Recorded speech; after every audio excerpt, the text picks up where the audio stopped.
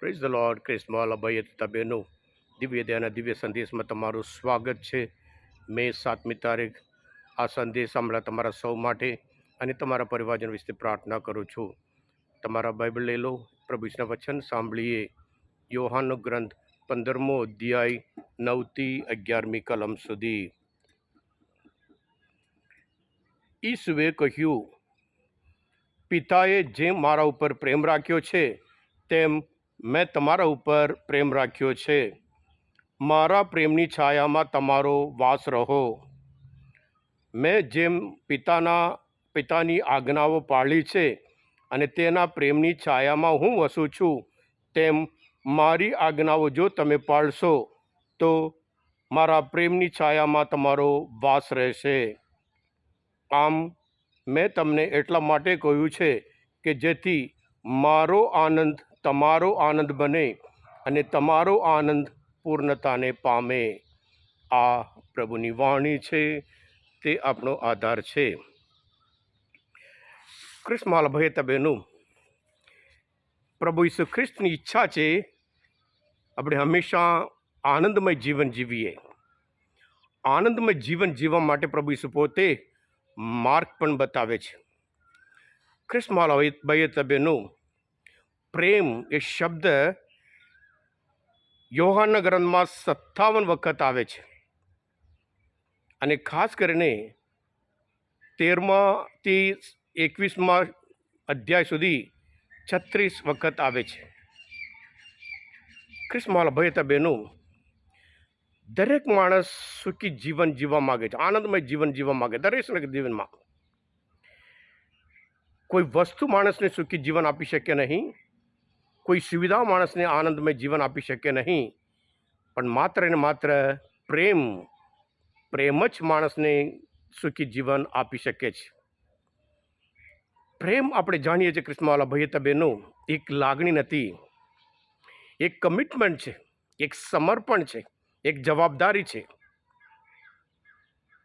જ્યારે જવાબદારી હોય પછી રિસ્પોન્સ માગે છે. એટલે પ્રભુની ઈચ્છા આપણે સદા આનંદમાં રહેવાનું હોય. પ્રભુ આપણે બતાવે છે, જેમ પિતાએ મારા ઉપર પ્રેમ રાખ્યો છે. બહુ અદ્ભુત વાક્ય છે, મેં તમારા ઉપર પ્રેમ રાખ્યો છે. જેવી રીતે પ્રભુ ઈસુ પોતે પિતા પરમેશ્વરની આજ્ઞા પ્રમાણે જીવ્યા, એવી જ રીતે આપણે પણ પ્રભુની આજ્ઞા પ્રમાણે જીવીએ, આપણે પણ સુખી જીવન જીવી શકીએ. ફિલિપના ધર્મસભા 4 અધ્યાયમાં 4 કલમમાં પૌલ પોતે કહે છે, પ્રભુના સાનિધ્યમાં સદા આનંદમાં રહો. ફરીથી કહું છું, સદા આનંદમાં રહો. થેસલોનિકના ધર્મસભા લખતા 5મો અધ્યાયમાં 16મી કલમમાં પૌલ કહે છે, સદા આનંદમાં રહો, સતત પ્રાર્થના કરતા રહો અને બધી પરિસ્થિતિમાં ઈશ્વરનો આભાર માનો. હા ક્રિસ્મોલ ભયતા બહેનો, જીવનમાં સુખી જીવન, સુખ દરેક અલગ અલગ રીતે શોધતા હોય છે, પણ માત્ર ને માત્ર પ્રેમ એક માણસના જીવનમાં સાચો સુખ, સાચો આનંદ આપી શકે છે. ઈશ્વર કેવી રીતે આપણા ઉપર પ્રેમ રાખે છે એ સંદેશ લૂકના ગ્રંથમાં ઉઢાવ દીકરો દ્વારા એ બતાવે છે.